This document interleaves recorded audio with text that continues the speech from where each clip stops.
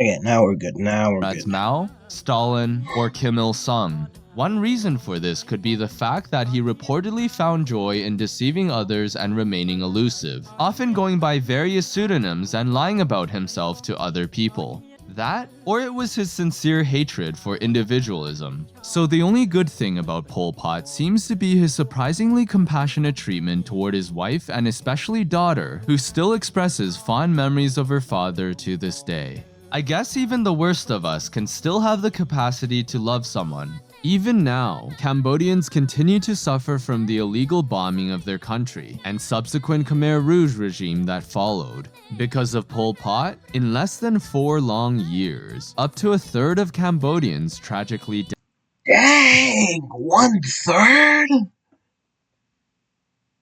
Oh my god. died, with the remaining survivors seriously injured, starving, imprisoned, or displaced from their homes. Pol Pot is therefore rightfully considered to be one of the deadliest dictators in human history, with pretty much no one else outmatching the proportion of deaths he caused.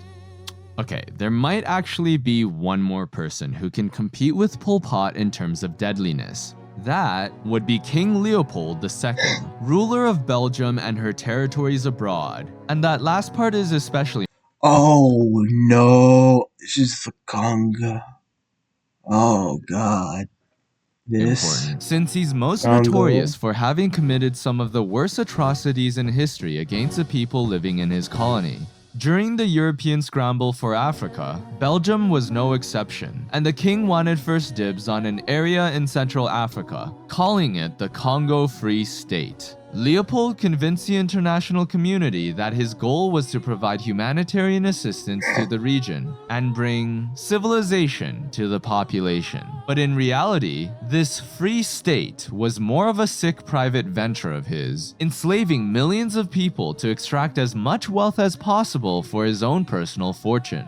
The king would rent out pieces of the colony to private corporations and give them free rein to basically do whatever they want in their land to maximize their profits. With an explicit blessing from Leopold, these companies effectively turned their local populations into slave labor in order to exploit the region's rubber, a resource that was in high demand at the time. Anyone who refused to work for the corporations could be killed, and entire villages would be wiped out to coerce the rest to comply. For those who complied and became Leopold's slaves, life was hardly any better. Everyone was obligated to meet extremely demanding quotas, and failing to harvest enough rubber was punishable by death. King Leopold wanted to run the colony as cheaply as possible, which meant that wasting precious supplies was a big no-no. This mentality went all the way down to the bullets hired soldiers would use against the enslaved population. In order to ensure that these mercenaries weren't misusing them to hunt for food or sell for money, every bullet fired required a right hand to be brought to their superiors as proof that it was used for the right purpose, which was to maintain Leopold's plantation and kill anyone who resisted. But why their right hand? Well, smartphones weren't a thing yet, so the soldiers couldn't just DM their boss a photo of the person they shot, and dragging the entire body back to base wasn't really practical either. So they figured, if you could bring back someone's right hand, it's pretty reasonable to assume that you did indeed use a bullet on them. As a result of this atrocious policy, severed hands quickly became a form of currency to compensate for using bullets or even failing to provide enough rubber. Soldiers who were in charge of collecting harvest quotas often resorted to cutting off the hands of innocent victims, so they themselves would avoid being punished when they didn't bring the required amount of rubber. Family members would be kidnapped and taken as hostage to force people to work. Villages that fell behind their quotas would have their leaders imprisoned. Starvation was widespread, since anyone able-bodied was now forced to extract rubber instead of producing food, and companies would often steal the few remaining crop and farm animals for themselves. Children were kidnapped to be workers or soldiers. More than 50% of the kids in these child colonies died from the disease and what's it called? Exhaustion. Cannibalism was tolerated since it helped to instill fear and discourage rebellion. For over 20 years, Photographs by makeup for foot and hand from his little group. Oh my.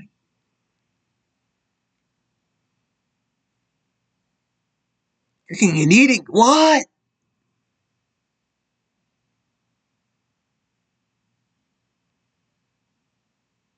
Oh my god. King Leopold took an area that today would be the 10th largest country in the world and transformed it into a dystopian nightmare that somehow combined the brutal efficiency of a corporation with the lethal power of a state. If it wasn't for his desire to have his own colony and make more money, King Leopold II could have very likely been remembered for the many buildings and projects he commissioned throughout his 44 years of reign. To this day, many of the works he built still stands in Belgium, and his nickname at the time was the Builder King. But ultimately, Leopold's actions in the Congo represent everything wrong with colonialism, and serves as a textbook example of the system failing to provide any benefit to the people living there, only enriching the foreign power that took control. What's especially disturbing about King Leopold is that he never once stepped foot in his own colony that he turned to hell. At the cost of up to 10 million lives, or roughly half its population, Leopold was able to profit 70 million francs throughout his reign of terror in the Congo. But 70 million, even adjusted for inflation, is nothing compared to the $70 billion that was amassed by the most notorious drug lord in the world, Pablo Escobar. Considered to be one of the wealthiest criminals in history, Escobar grew up in poverty and started off his life of crime with the small stuff, selling illegal cigarettes and fake lottery tickets, as well as engaging in petty theft. Over time, however, as Pablo yearned for more money, power, and prestige, he became involved. Wasn't he a child diddler too?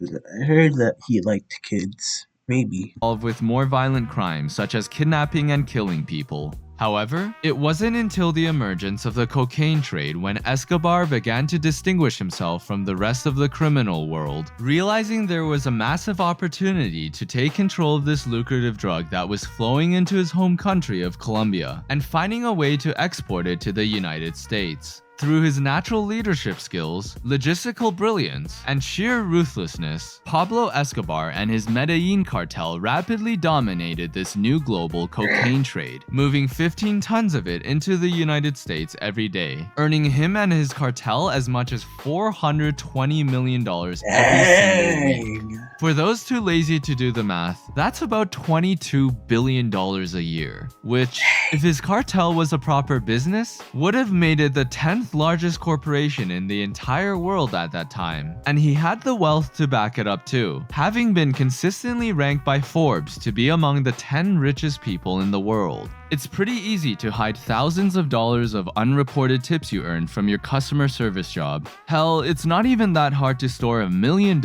as long as you're careful enough. But just like how 1 million seconds is 12 days and 1 billion seconds is 31 years, $1 billion is much more difficult to hide from the government.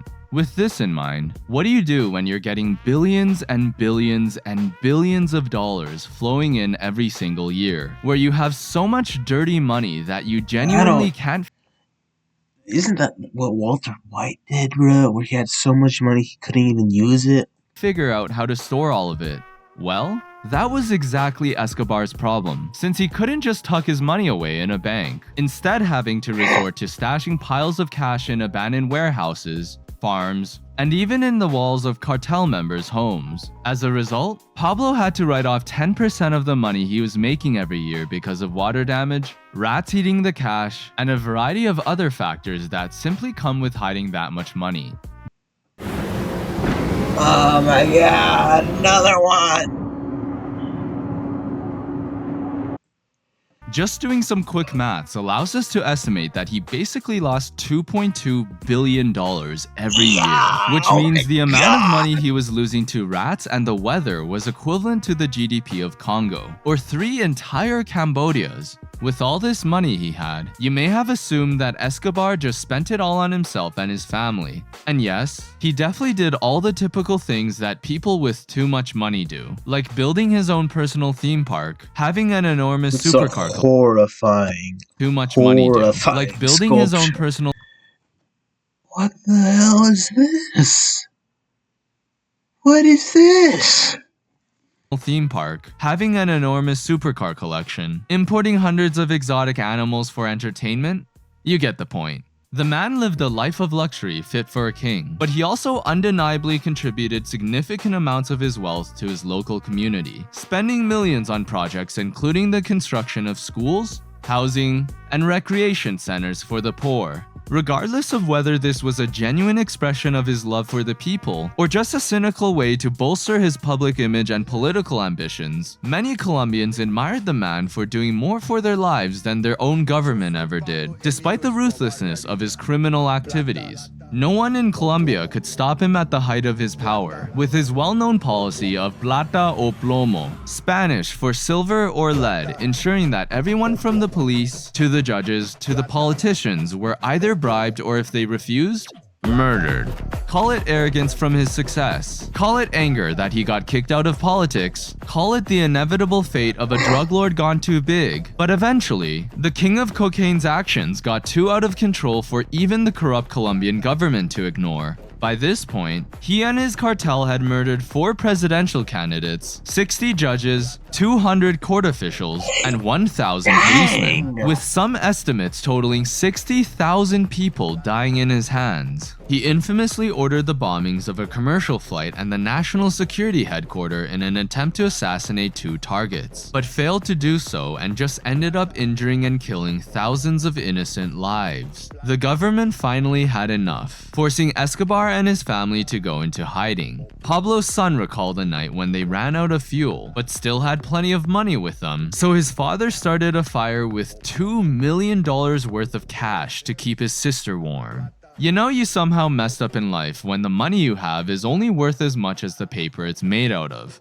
Eventually, the king of cocaine met his fateful end when the government finally located his hideout and raided the place. His death created a power vacuum not just in Colombia, but every country that was connected to the global cocaine trade.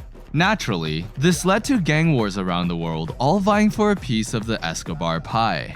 Now, starting gang wars is one thing, but starting a world war? There's only one person in history we're already there. that laid the groundwork for such a catastrophic event to occur and then triggered it to happen. A man so hated that my inclusion of him will cause more controversy than everyone else in this video combined. A man so evil that it may be incomprehensible that he could ever do something good in his life. A man so wicked that his name is now synonymous with the devil himself. I am, of course, talking about Adolf Hitler. Now, for those of you who YouTube, this is completely educational. This is educational, YouTube.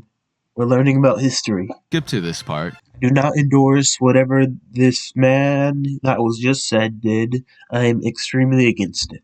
you know who you are. I just want to say, history No, some people would say he did nothing bad. Just saying. ain't all about Hitler. There are so many interesting people that I covered in this video, and I hope you were able to learn about them too. But yeah, Hitler. What can I say about a man that hasn't already been said by so many others? We all know him, of course, for being the dictator of Nazi Germany, starting World War II by invading Poland and committing a systematic genocide against Jews, Slavs, Romani, and other minority groups considered to be Untermenschen, or subhuman. What makes Hitler's actions uniquely evil was his genuine intention to murder every single group he considered undesirable. Unlike many others I've mentioned, where they could hide behind the excuse of killing people because they were disloyal, or refused to surrender, or didn't work hard enough, Hitler had no real excuse. He simply viewed them, particularly Jews, as those who inherently shouldn't exist, and just being alive in the Führer's world was a crime punishable by death. Now, when it comes to finding something good about the man, I'm not gonna do a Kanye and claim that Hitler invented highways or the microphone or whatever other nonsense he said. I am Adolf Hitler, command of the Third Reich. Little known fact, also dope on the mic. But surprisingly, Nazi Germany was weirdly progressive when it came to their treatment of animals, despite his complete lack of empathy. I know he was vegan. Like, low key. You know what I'm saying? Hitler being vegan is not like a surprise. I'm gonna be real. sympathy for human beings, Hitler became a committed vegetarian and strongly supported animal rights, an issue not too many people cared about at the time. After taking power in 1933, Germany became the first nation in the world to ban vivisection and protect wolves from being hunted. Animals could no longer be slaughtered without the use of anesthetics, and boiling lobsters and crabs became illegal. In true Nazi fashion, anyone who was caught violating these laws could be sent to a concentration camp. Dang, so even if you boil a lobster, you get sent to the camps? Dang. So in a twisted way, Hitler treated animals like people, He treated animals better than people. Dang. and people like animals. Lastly, perhaps his greatest achievement, which saved the world a lot of time, money, and blood, was shooting a well-placed bullet at himself. But you know who definitely didn't commit suicide? Well, it's weird having these two so close to each other because I guess Hitler wouldn't like him because he's Jewish, right? State your full name. I'm Jeffrey Edward Epstein, and my residence address is Edward. 6100 Red Hook Boulevard in Virgin Islands. Virgin Islands. Infamous for abusing and trafficking children to powerful men around the world, Epstein is now considered to be one of the most vile human beings in recent history. For decades, the New York financier would provide underage girls to politicians, businessmen, and social elites to gain power and influence, which might explain how a former high school teacher just coincidentally became a billionaire with private jets and a personal island. You playing Baby Shark, bruh? Actually dirty Looks work, like Walter bro. White trafficked the wrong product. When he was finally being brought to justice in court, it was revealed that Epstein had secretly taped hundreds of these influential men with underage girls for blackmail. This fact absolutely, definitely has nothing to do with the two guards watching him both falling asleep and then getting caught lying about it, or the prison violating its own procedures by transferring his cellmate away right before his death, or both cameras filming who could enter and leave Epstein's cell somehow malfunctioning and erasing its footage because of technical errors. No, none of that has anything to do with the fact that Epstein had compromising information on some of the most powerful people in the world, and I'm definitely not making any insinuation that this conspiracy theory could be true. Look, I don't want to end up like a Boeing employee. But anyway, as much as this pains me to say, I somehow managed to find something good he did. Over the course of his life, Epstein donated some of his wealth to various causes through his Jeffrey Epstein VI Foundation, which, by the way, you might have thought, wow, this Jeff guy was at least cool enough to set up 6 foundations. No, the VI stood for Virgin Islands, which was where his infamous Epstein Well, the name does not match. Island was located. Through his wonderful charity, he funded research on weird transhumanist subjects like genetic engineering, eugenics, and even freezing bodies to resurrect them in the future, otherwise known as cryonics. But surprisingly, he also donated millions of dollars to science programs at Harvard and MIT. I must say though, it's a little weird knowing that spoiled rich kids in elite colleges were funded by someone who made their money from exploiting impoverished children. Many of us prefer to imagine that people like Epstein and others I've mentioned are completely separate from normal human beings, that they almost aren't even real people. And some may be upset at the way I've humanized them, that I am somehow bringing them back up to our level of dignity, when they ought to stay below us for all the evil they've done to this world. But before they became the awful people we now know them for, Pablo Escobar was studying to be a lawyer, Mao was a librarian, Hitler was an aspiring artist, Stalin went to religious school to become a priest, Bin Laden attended Oxford and was a proud Arsenal fan. So my point here is actually the opposite, that we as the normal, or good people ought not to have the hubris to assume that we could never become the monster they became, that even if we were to have the wrong upbringing, experience the wrong events, and make the wrong decisions, we could still never end up like them. It's awfully easy to just declare that there are evil people, and then there's the rest of us, but it's a little too convenient to be true. As a child, I always wondered how it was possible for millions of Germans, Cambodians, Japanese, Soviets, Chinese, Americans. Honestly, every society in history could have been complicit in the evil that occurred in their time, when most of them were either apathetic to injustices they saw, or outright participating in the creation of their very own hell. But growing up is realizing that these people were mostly regular folks like you and I, just conditioned, convinced, or coerced into committing these acts. The difficult truth is that many of us, in fact, most of us, would have also overseen the same evil as the generations of our past, and hardly any would be the special few in history who risked and often sacrificed their lives in order to do what they thought was right. It is from this reality that I point to when saying that you and I are not as different from the bad guys as you may think. Yes, there are indeed exceedingly evil people in history that stand out from the rest of us. But Pol Pot didn't personally crush those children's skulls. Hitler didn't personally operate those gas chambers. And Mao didn't personally execute those intellectuals. Behind every one of these figures were millions of people who chose the easy way, the biologically logical way, to conform to those above and around them. We will face the wrong way in an elevator when seeing people do the same. We will deny our own eyes when others insist on a different reality. We will just follow orders when an authority instructs us to harm, and choose to harm when given authority. We will like and subscribe when a YouTuber asks us to do so. Please like and subscribe. This video took me forever to make, and I'd really appreciate if you can support me on Patreon. Thank you.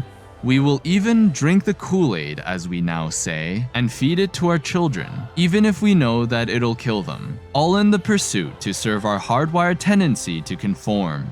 Sorry for the less than happy turn, but we are talking about the worst people here. Yeah. So just as my previous video explored those who represent the very best of what we're able to achieve, this one serves to explore those who became the very worst of our humanity. Together, they form both parts of a central thesis on the nature of who we are, which is that no one is perfectly good, but no one is perfectly bad either. It's up to us to achieve our greatest potential in life, to try to be the best version of ourselves while remaining vigilant to our tremendous capacity for evil. Dang. These videos are impossible to make without the generosity of viewers like yourself. Even just a bit of support from enough people can make all the difference to my channel's survival. So if you'd like to make a real impact by helping me create more content like this, please consider supporting me on Patreon or YouTube, linked here and in the description below. Thanks for sticking to the end, and a special thank you to my patrons who allowed me to create this very video you're watching.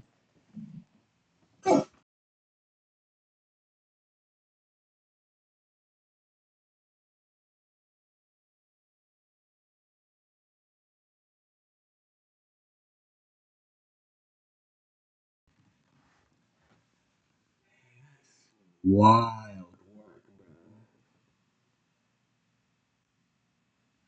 Well, shout out Wu-Fang Chang. Go subscribe to him. Make sure to like him, subscribe. See you guys in the next one. Bye.